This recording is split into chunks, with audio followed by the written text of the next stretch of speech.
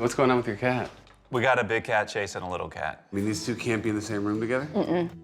When Einstein is locked up and lets out, you know, he starts kind of hunting around looking for her. And all The this minute kind of he's stuff. out and around. I'm actually the one who closes the doors and opens the door and You're in charge of closing and opening doors? Yeah. So you're in a constant state of swap. Shuffling it. How long have these two been together?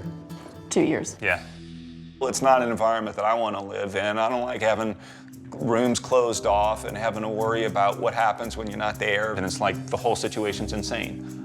I would, you know, take it out on Susan, right? She brought the cats in, you know. If I hadn't come here, what would have happened? We'd probably be looking for another home for Einstein. I really don't want to give him away. I just love him so much. And I know he's got a good side because whenever he's by himself in a room, he's just so sweet.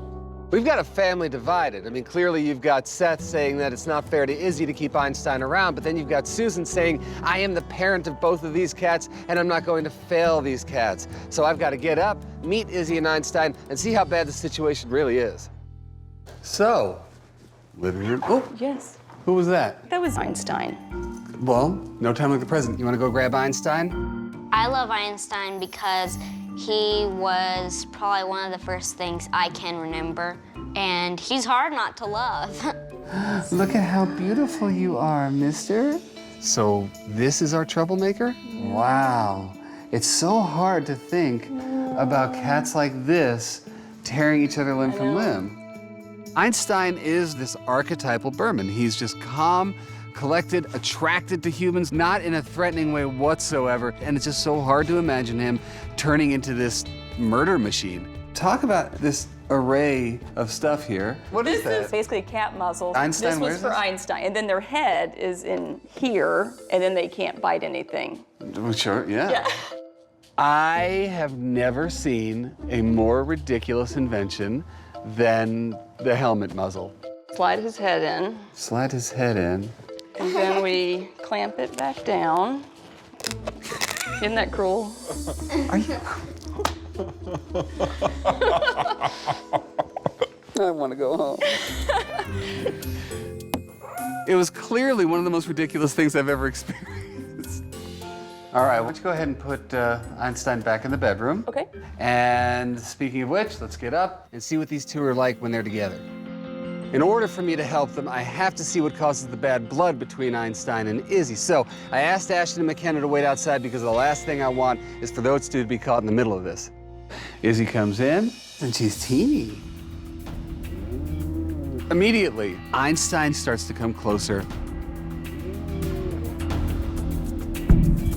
I was scared to death that this was not gonna be pretty for either cat. Oh, This is that look you're talking about, yeah? Yeah.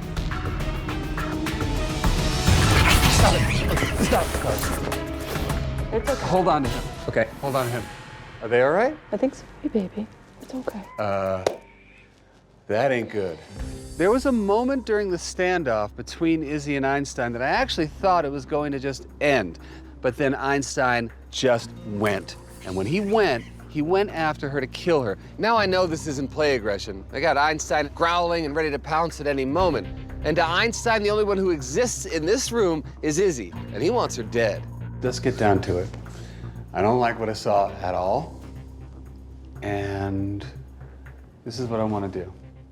What I have right here, it's one-way cat glass. We're gonna put Izzy on one side of it where she can see him, Einstein can't see her. We're gonna feed her right in front of that glass.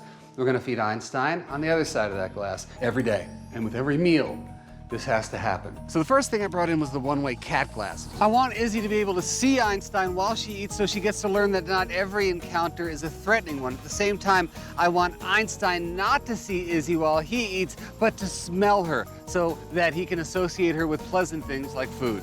The second thing I want you to do is play with her. We're gonna play with her around this glass. She's gonna learn she can play in front of that gate. She can have fun, and she can do it in front of Einstein without bad consequences. And finally, I want you to use this shelving and get Izzy up high off the floor, then play with Einstein on the floor. I want to build Izzy's confidence up by keeping her elevated. At the same time, I want Einstein's aggression focused on an appropriate target like play and not Izzy. So does all this stuff make sense to you that I gave you? Yes, I think this will work. You think so? I think so. Right on, man. So, how are things going here? Things are getting much better. Much There we go. Good news. Did you notice it too? Yeah. Good, good. So tell me what you're seeing. Izzy just kind of casually ate, and Einstein didn't jump. Yeah. The first time I was here, Einstein wanted to kill Izzy, and now they've removed the one-way cat glass, and both cats are eating with no bloodshed. That's pretty amazing. Izzy is more confident, and Einstein doesn't see Izzy as prey anymore because he's associating her with good things, like food. How's Izzy doing on her shelves? I haven't seen her cower up there. That play thing, I mean, yeah, I thought it was a little bit hokey, honestly, when you told me to do it, right? But it works. The kids were just so much more comfortable, and the cats are getting more comfortable with each other in the same room. I'm feeling a lot better because Einstein's not scratching and Izzy's been acting a lot more confident. You know how these guys like to play now. You can be a part of the solution, both of you guys. Now, what I need to see today is the shelving exercise, is seeing Einstein on the floor, seeing Izzy up on the shelves, knowing that these guys can be in the same room. If you kids don't mind sticking around here, I'm gonna take your parents and we're gonna go check this out, okay? All right, let's go. Now, I'm hearing great things from Seth and Susan, and the video homework was fantastic, but unless I can see these two cats existing in the same room, I've still got it in my back pocket that I might want to rehome one of these cats. But for Ashton and McKenna's sake, I just hope these two cats can coexist. Okay. Izzy just did us a big favor. She's on the tree. My friends over at Refined Feline, they got it down. Now all we need is Einstein. So Seth, if you don't mind going to get Einstein? Sure. So I send Seth out to go get Einstein. Susan, definitely, she's nervous. And I hope that Einstein is gonna prove that this has all been worth it.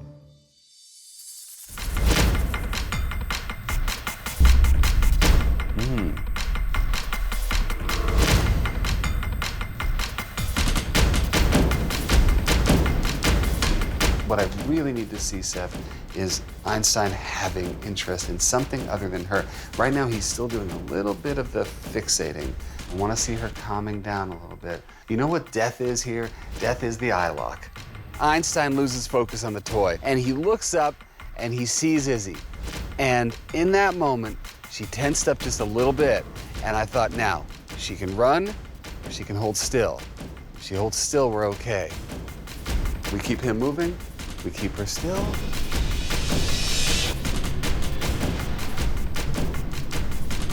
There we go, there we go, there we go. Great. That's it. Look at that, no eye contact, no problems. Einstein looks at Izzy. Now, Izzy shifts a little bit as if she's about to run, and then she doesn't. It's as if she's saying, bring it on. And that tells me that these two cats are on track to coexisting peacefully. As long as Seth and Susan, Ashton and McKenna keep doing their homework and associating the cats to one another with positive things like food and play, we'll be able to take these baby gates down, and these two cats will be able to share the same space without violence.